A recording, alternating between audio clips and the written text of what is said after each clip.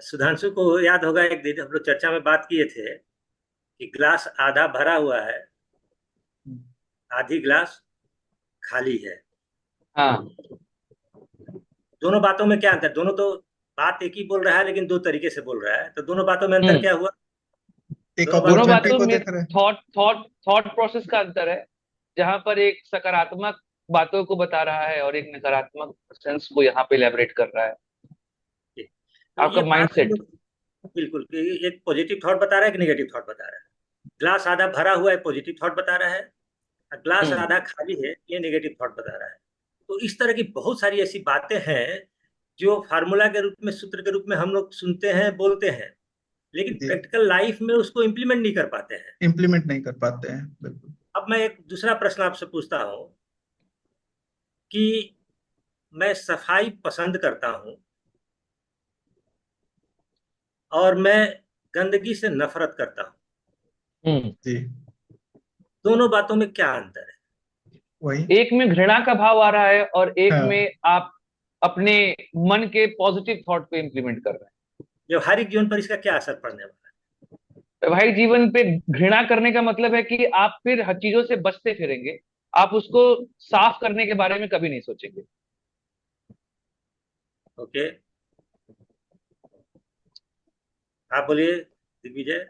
हाँ, यही है कि घृणा करना ये हो गया कि आप मतलब आप नफरत का भाव लेकर चल रहे हैं चीजों से, कि नहीं, मुझे ये बिल्कुल नहीं पसंद है। और सफाई मुझे पसंद है, इसका मतलब ये है कि अगर आप कहीं गंदगी देखेंगे, या आप गंदगी अगर आप अपने आसपास नहीं रहने देंगे, आप साफ करेंगे, आपका अप्रोच जो है वो एक्टिव होगा और जी, पॉजिटिव सकारात्मक होगा।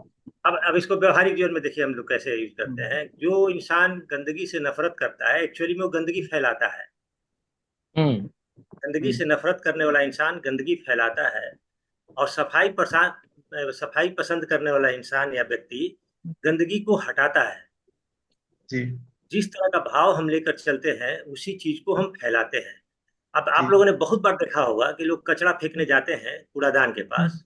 हम्म। तो कूड़ादान के पास जाकर उसके कचड़े को अंदर नहीं डालते हैं, उसके हाँ। दूर पास। से ही फेंक देते हैं। जी, हाँ, दूर से ऐसे निशाना फेंकते हैं। लगाते हैं इससे। हाँ। तो कचड़े में, मैंने कूड़ादान में नहीं जाता है वो कचड़ा, बाहर गिर जाता है। और हम्म। कूड़ादान खाली रहता है और उसके आसपास चारों तरफ कचरा फैलते चला जाता है। और ये गंदगी वो लोग फैला रहे हैं जो जो सफाई वास्तव में करना चाहते हैं। गंदगी से, नहीं, गंदगी नहीं, से गंदगी से नफरत करते हैं। नफरत करते हैं, जो हाँ, गंदगी से नफरत करते नफरत हैं, कर नफरत सकते करते हैं, हैं। हाँ। गंदगी से नफरत करते हैं, वो गंदगी के पास नहीं जाना चाहते हैं। नहीं चाहते हैं। और गंदगी से नफरत करने के चक्कर में वो गंदगी फैला रहे होते हैं। अब दूसरी बार जाएंगे तो देखेंगे कि उसका डायमीटर थोड़ा बड़ा हो गया है, तो और हम्म। दूर से फेंकेंगे। और दूर से हाँ, फेंकेंगे। कूड़ादान सेंटर में हो जाएगा और चारों तरफ उसका सर्किल का डायमीटर बढ़ते चला जाएगा गंदगी का। बढ़ता जाएगा। और ये जी, गंदगी कौन फैला रहे हैं? जो गंदगी से नफरत करते नफरत हैं। घृणा करते करते हैं। सफाई पसंद व्यक्ति होगा, वो कूड़ेदान के पास तक जाएगा हैं। और अपने हाथ में लाए हुए कचड़े को कूड़ेदान में डालेगा कि आसपास गंदगी नहीं फैले, ना नफरत। हो।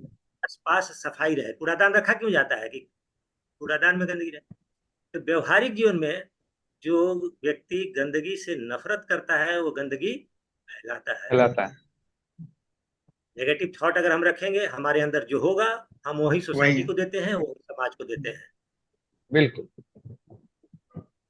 तो इन बातों का, क्योंकि हम लोग व्हाट्सएप स्टेटस में बड़ी अच्छी अच्छी बातें लगाते हैं, शेयर भी हम्म। बहुत अच्छा करते हैं, जी, हाँ। लेकिन व्यवहारिक जीवन में उसको व्हाट्स इस्तेमाल करने की बात आती है तो हम वहां पर फिर एकदम बिल्कुल हिपोक्रेटिक हो जाते हैं। अब इन बातों को व्यवहारिक जीवन में कैसे लाया जाए, हम लोग इस पर भी लंबी चर्चा कभी कर सकते हैं। क्योंकि लोग बिल्कुल। बोल देते हैं कि किताबी बात है। किताबी आलोचना बात है। करना बहुत आसान हो गया आज के नहीं, नहीं, समय नहीं, में। ये जो आपने प्रश्न उठाया ना कि किताबी बात है, ठीक है। हाँ, तो ये किताबी बोलने की बात बात है। हाँ, कहीं ना कहीं किताबी ये बात ये है।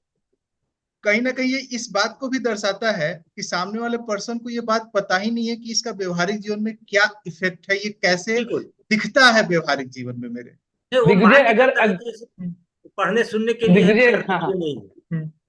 दिग्विजय, अगर हम, मैं और तुम अपने जीवन को देखें तो हम लोगों ने डायलॉग कई बार सुना है, तुमने भी सुना है, मैंने भी वही वही मैंने बोला।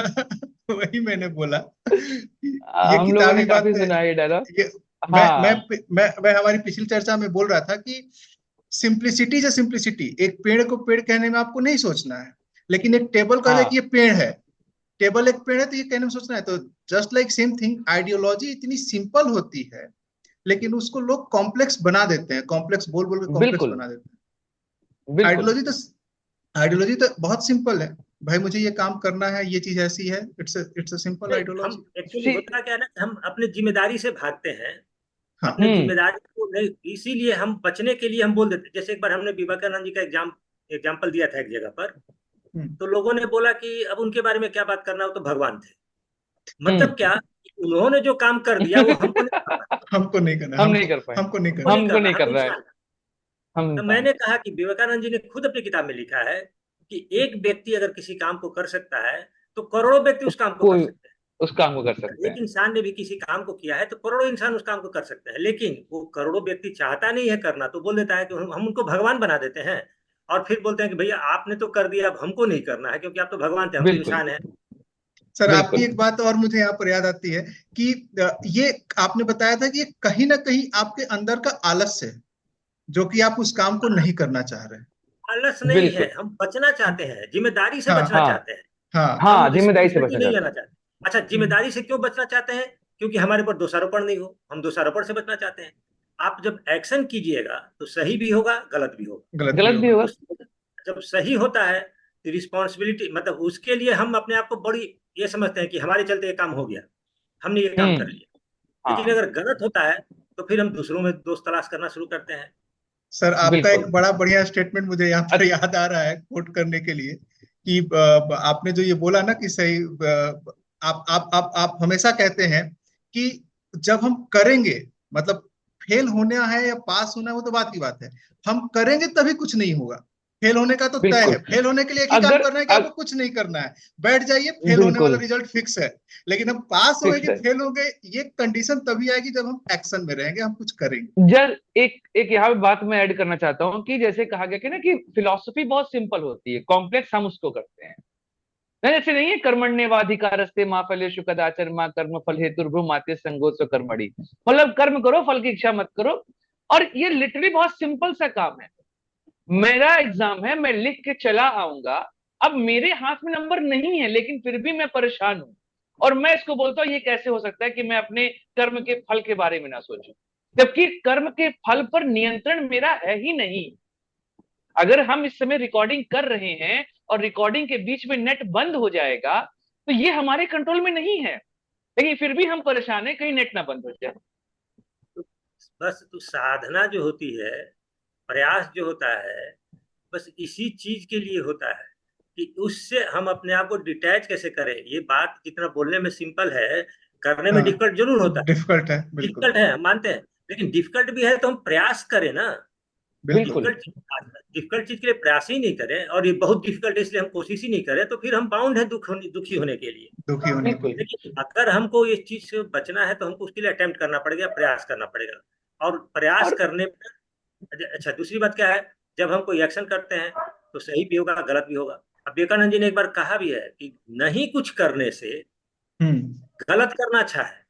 अच्छा। बिल्कुल, अगर गलती हम समस्याओं करेंगे, से भागना सबसे आसान काम है। गलती जब हम करेंगे तो सही काम भी करेंगे। बिल्कुल अगर हम कुछ करेंगे ही नहीं तो ना तो गलत उसका करेंगे ना परिणाम। सही करेंगे। तो और निष्क्रिय होना, है ना, अकर्मण्य होना, इनएक्टिव होना, एक्शनलेस होना, ये अपने आप में बहुत बड़ा डिमेरिट। एक्शन में रहेंगे तो कुछ अच्छी बातें होंगी, कुछ गलत बातें होंगी, सही बात है। बिल्कुल बिल्कुल तो अच्छी बातों बिल्कुल। के लिए हम रिस्पॉन्सिबल हैं, तो गलत बातों के लिए भी हमको श्रेय, जिम्मेवारी लेनी बिल्कुल, पड़ेगी। ये मेरा फॉल्ट था, श्रेय लेने के मेरी। लिए सबसे पहले आ गया था ना कि हमें श्रेय दो, ये हमने काम किया है हमें श्रेय दो।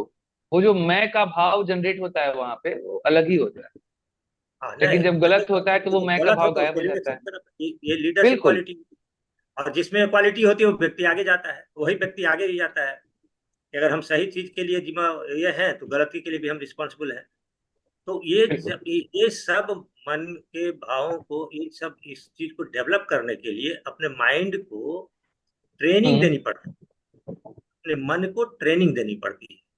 और ये मन को ट्रेनिंग देना ही तपस्या है। आपके लिए तपस्या नहीं, ये आपकी नीड है, आपकी जरूरत है। हाँ अगर आप मन को जरूरत है। क्योंकि आप अनियंत्रित मन से अनुशासनहीन मन से दुख के अलावा कुछ पा ही नहीं सकते हैं।